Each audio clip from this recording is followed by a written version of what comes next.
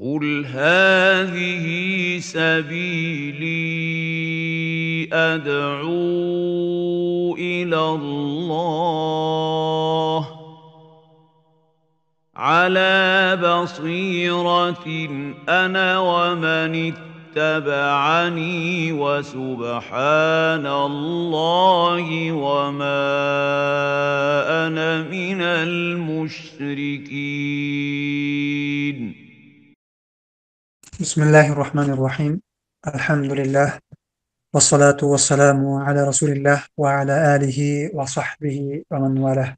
دیگری از آداب طالب العلم و همچنین یکی از موضوعات مهم برای یک طالب العلم این است که علم را برای مردم تعلیم دادن و این خیلی موضوع خیلی مهمی است، به خاطر اینکه بسیاری از کسانی هستند که طلب علم میکنند و اما طلب علمشان فقط تنها برای خودشان است. طلب علمشان فقط تنها برای خودشان است، یعنی اون علم فقط مربوطی همون خودی همون شخص است و گویا که این شخص فقط تنها خودش را نجات داده ایستاده است خلاص. و در حالی که من و شما خواندیم در موضوع اخلاص و اینکه یک طالب العلم باید که وقتی که طلب علم میکند با 4 نیت باید که طلب علم کند. طالب علم وقتی که طلب نیت میکند باید که با 4 نیت طلب علم باید کرده باشد که یکی از اونها این تعلیم دادنی، که یکی از اونها جهل را از خود دور کردن و دیگر جهل را از مردم دور کردن. و جهل را از مردم دور کردن به توسط چی می شود؟ به توسط تعلیم دادن. همین بس به توسط تعلیم دادن می شود. جهل را از مردم دور کردن به توسط تعلیم دادن مردم علم را می شود. پس یکی از همون نیت هایی که انسان میکند علم را به خاطر ای بیاموزد که دیگرها را تعلیم بدهد و دیگرها را از جهل دور بکند و جهل را از دیگرها به توسط علم دادن دور بکند. جهل را از دیگرها به توسط علم دادن دور بکند. پس تعلیم دادن مردم این امر خیلی مهمی است و یکی از اسباب قبولیت الله عزوجل از همین شخص است. یکی از اسباب قبولیت الله عزوجل از شخصی است که اون مشغول به تعلیم دین است. بله، یکی از علامت های قبولیت الله عزوجل است که یک شخص مشغول تعلیم مردم است، مشغول آموختن کتاب الله عزوجل و سنت رسول صلی الله علیه و سلم برای دیگران است و این یکی از علامت های قبولیتش است و یکی از داشتن علامت های علم نافع است. زمان شما را همیشه دعا میکنیم که اللهم انفعنا بما علمتنا، اللهم انفعنا بما علمتنا، برای الها ما را نفع بده، بر آنچه که ما را تعلیم دادی ما را نفع بده. پس یکی از علامت های علم نافع در یک شخص همین است که مشغول تعلیم دادن دیگر است، برخلاف کسی که اون نفر علم دارد و اما تعلیم نمیده. و یکی از علامت های بدبخت بودن همین شخص است، خودش را نجات داده و دیگر را نجات نداده شده است. الله عزوجل از اونها قبول کردگی نیست. یعنی علمی خیلی زیاد دارد، دانشگاه دارد، دیپلم دارد، شهادت ها دارد، از خیلی فنون و از خیلی فنها متخصص است یا اینکه از خیلی فنها را از خود کردگی است، اما دیگرها را تعلیم نمیدهد. حتی تا جایی که همون خانواده خودش را درس و تعلیم نمیدهد، حتی فرزندهای خودش را تعلیم نمیدهد. پس این از علامت های قبول نشدن است و از یک از علامت های بدبختی است. در حقیقت از علامت های بدبختی است که یک شخص این علم بیاموزد و سالهای طولانی تعلیم بگیرد و اما از او حتی فرزنداش و حتی عائله‌اش و حتی فرزنداش از او فایده نگیرد.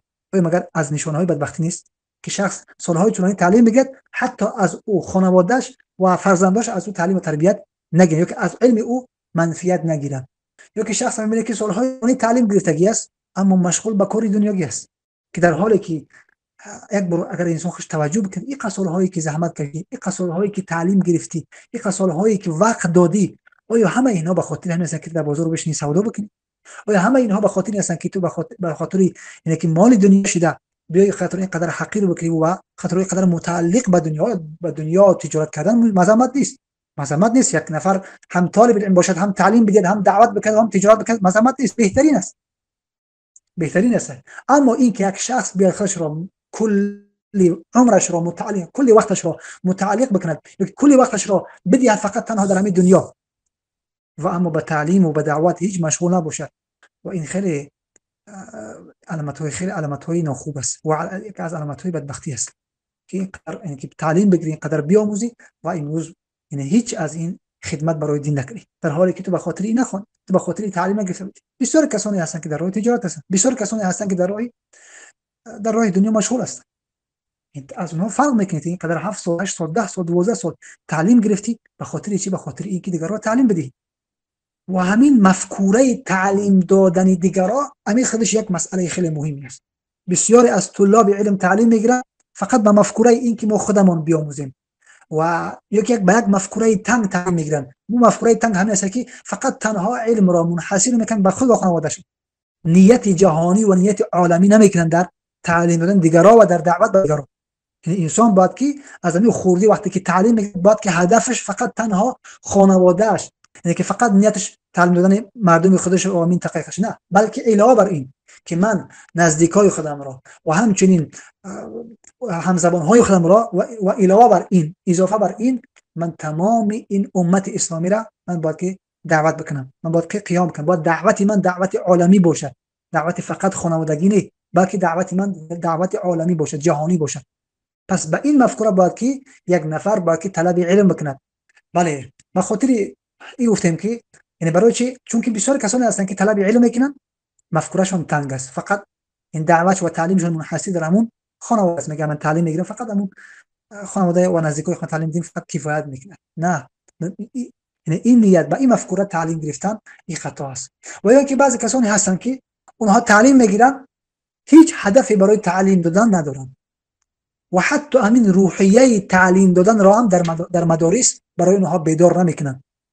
مثلا بسیار کسانی هستن که خیلی خوشحال هستن، میگه الحمدلله فرزندم اینقدر حافظ قرآن شده، فرزندم اینقدر احادیث را حفظ کرده، اینقدر متون ها را حفظ کرده، اما تا حال فرزندش یک نفر تعلیم دادگی نیست و این مسکین با امید این است که اول بزرگ میشود تعلیم میده و این خطا است. و متوجه باشه که این خطا است. وقتی که از صغر، وقتی از خردسالی، وقتی از کودکی، وقتی که همین با مفکوره تعلیم دادن دیگران مشغول شود، البته به اندازه استطاعتش، به اندازه توانش. از احادیث پیامبر اکرم صلی الله علیه و آله ثابت میشود که پیامبر اکرم صلی الله علیه و سلم اصحاب خود را و همچنین امت خود را تعلیم میدهد با مفکوره‌ای که حتی علم کم باشد و علم خیلی کوچک هم داشته باشی و علم خرد هم داشته باشی و اما پیامبر اکرم صلی الله علیه و سلم با یک مفکوره تعلیم میدهد، با یک مفکوره، با یک روحیه امت خود را تعلیم میدهد و اصحاب خود را علم میدهد.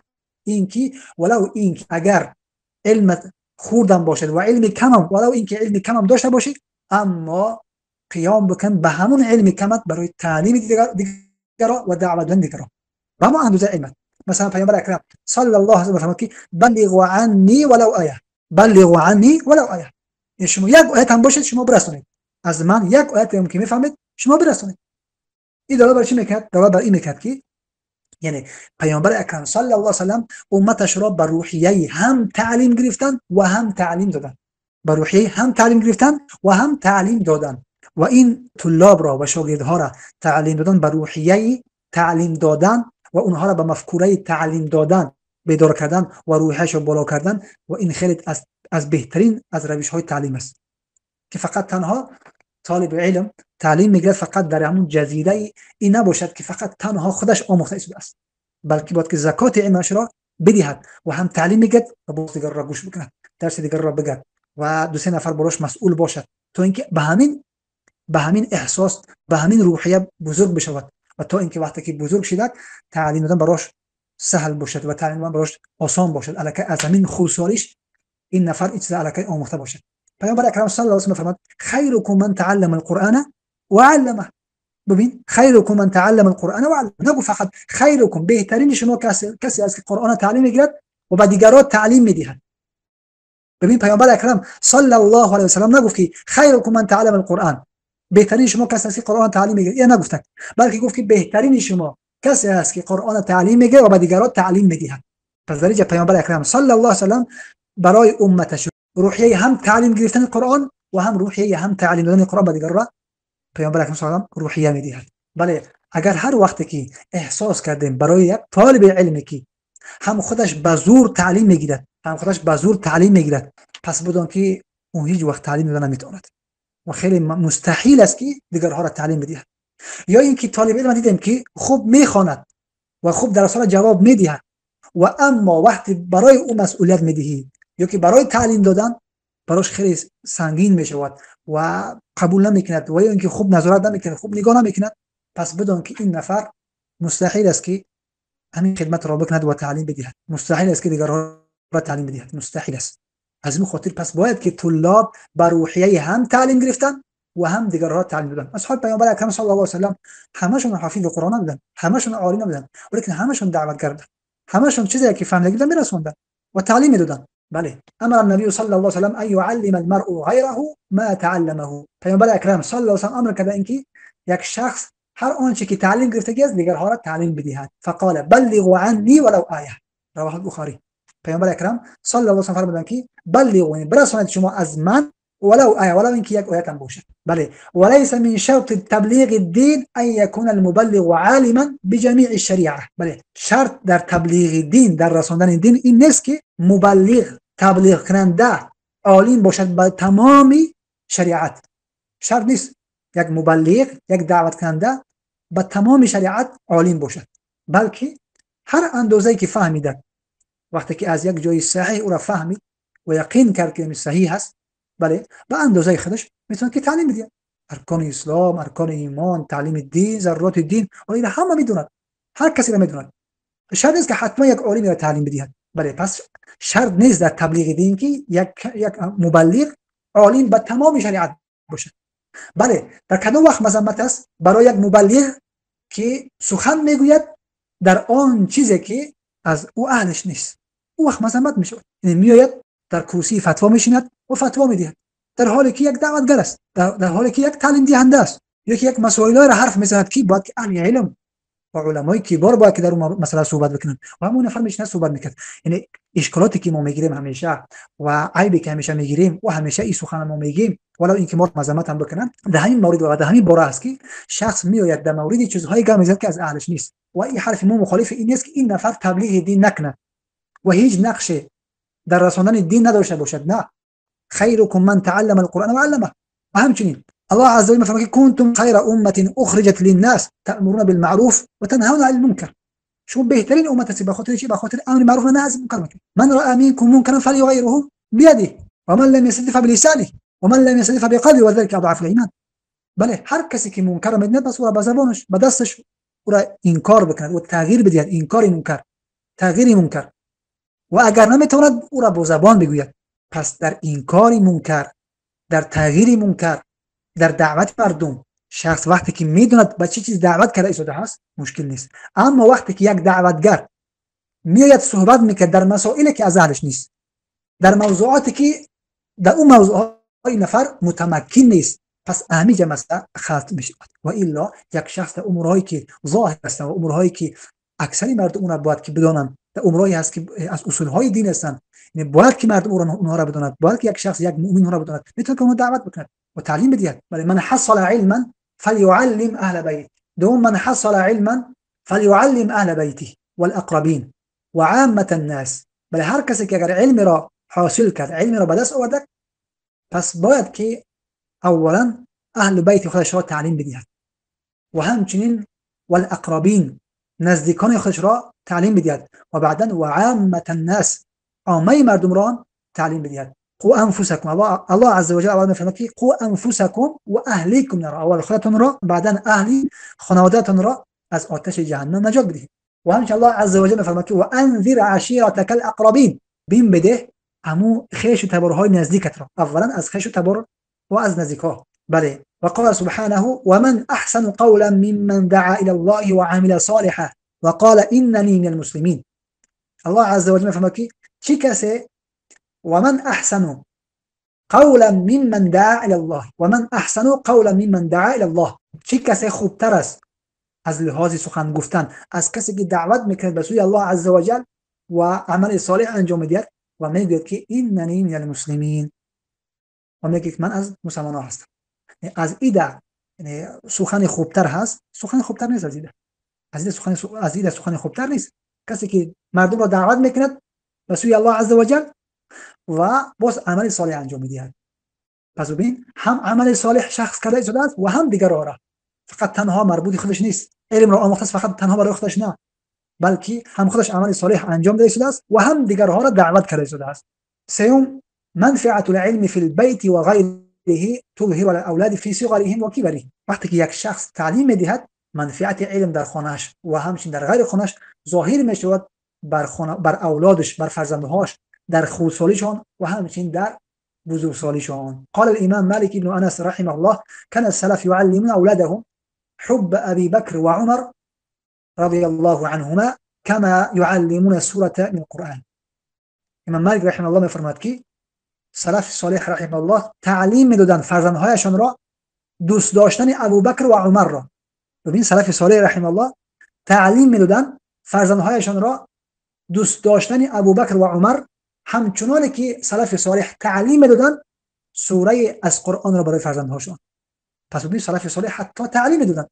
یعنی از این اثر این ثابت میشود که سلف صالح تعلیم میدادند فرزندهاشان را قرآن و همچنین حب ابوبکر و عمر. چون مما يستحسن قراءته على الناس في المساجد أو في البيت ثلاثة الأصول وكتاب التوحيد ورياض الصالحين وتفسير السعدي والفصول في سيرة الرسول صلى الله عليه وسلم والإصابة في تمييز الصحابة.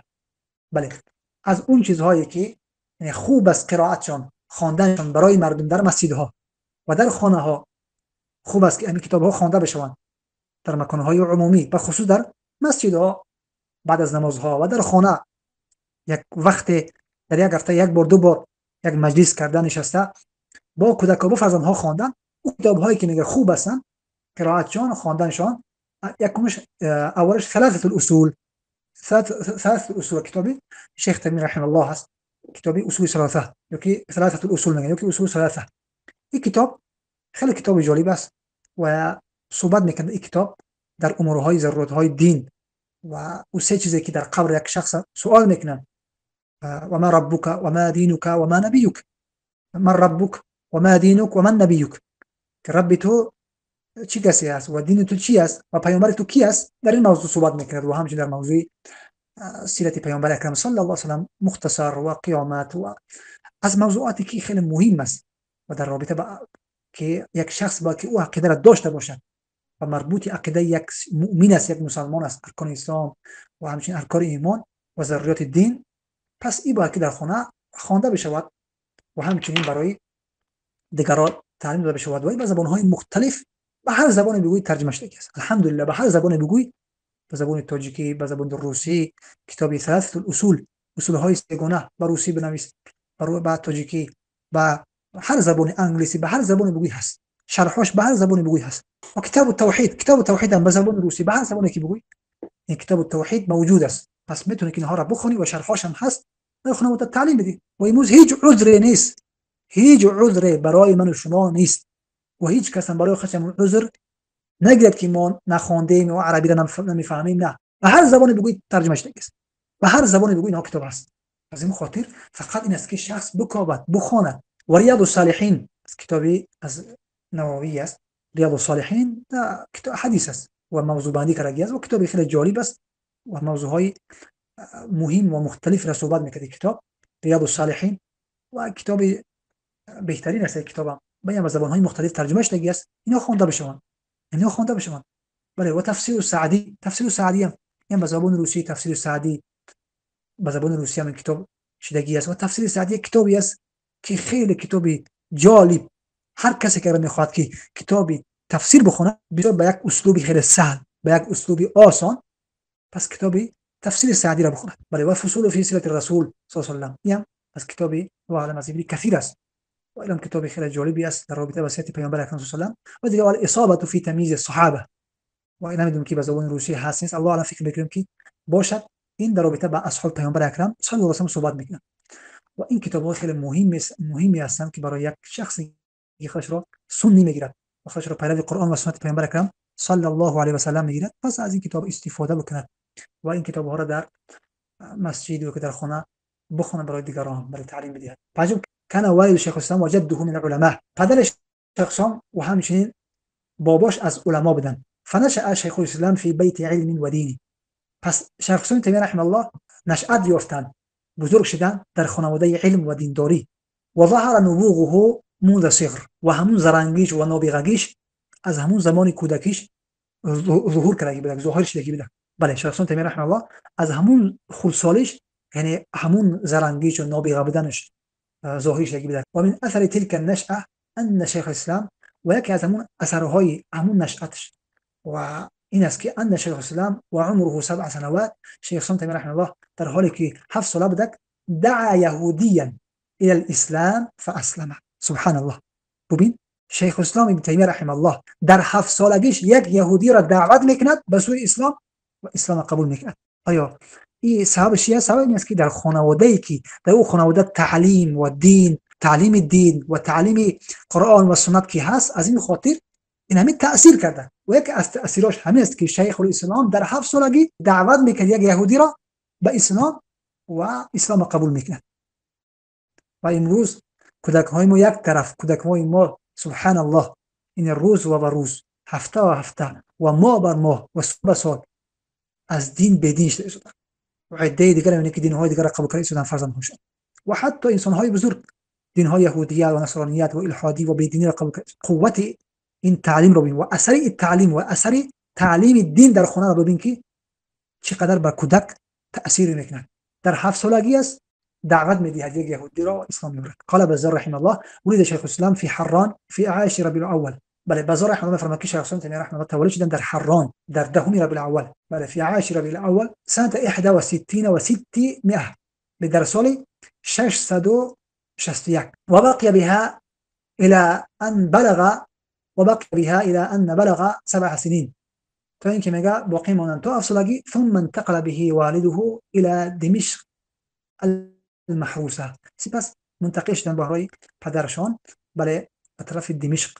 فنشأ بها اتم انشاء و ازکى. بله سپس شیخ الاسلام تیمیه رحمه الله نشأت یافتن در همین دمشق و بزرگ شدن و انبته الله احسن النبات و اوفاه.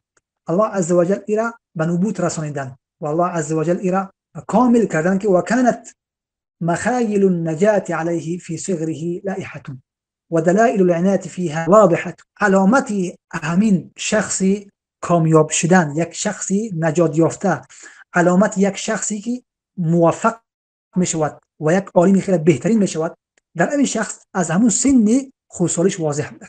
از سن خصالش واضح بوده که یک کودک خیلی زرنگ و یک کودک خیلی نابغه و یک کودک خیلی زیرک و که معلوم بود که یک عالم خیلی خوب میشود و یک عالم خیلی قوی میشود. از همون خصالش در این شخص واضح بوده. اخبرني من اثق به عن من حدثه ان شیخ رحمه الله. میگه خبر دارم کسی که میگه من به او باور دارم که حدیث گفت براش که شیخ رحمه الله في حال صغره كان اذا اراد المضي الى المكتب. شیخ رحمه الله میگه در هنگام خصالش وقتی که میخواست که به طرف همون مکتب، به طرف مکتب این جایی که در اوج تعلیم کتابت و چیزا رو تعلیم میدن، یعنی هنگامی که شیخ رحمه الله شیخ الاسلام تیمیه رحمه الله میخواست که به طرف همون مکتب برود، یعترضه الیهودی، یک یهودی و پیش میبرد کان منزله بطریقه بمسائل يسأل عنها. اما خانه امون یهودی در راه بود که همین شیخ الاسلام تیمیه رحمه الله وقتی که میرفتک از همون طریق خانه همونها میگذشت میرفتک، از راه میرفتک که خانه امون شخص یهودی در همون طریق در همون راه بوده. همین یهودی پیش شیخ الاسلام تیمیه رحمه الله میبرد او را از مسئله های سوال میکرد. امروز ببینید که چگونه که امروز فرزندهای ما شما را یهودی‌ها سوال میتینن و سوالشون میکنن یا اینکه بعد از شبهات میاندازن. وقتش این یهودی‌ها بزدلها این کارا میکردن. لما كان يلوح عليه من الذكاء والفطنه. زمانی که اینه که در همین شیخ الاسلام تیمیه رحمه الله ذکاوت و عقل عجیب وقتی که در این دیدن سوالش میکردن و كان يجيبه عنها سريعا. شیخ الاسلام تیمیه رحمه الله با سرعت امی یهودی را جواب دادن حتی تعجب منه، حتی امی یهودی تعجب میکرد از جواباتی که شیخ الاسلام تیمیه رحمه الله برای یهودی میداد.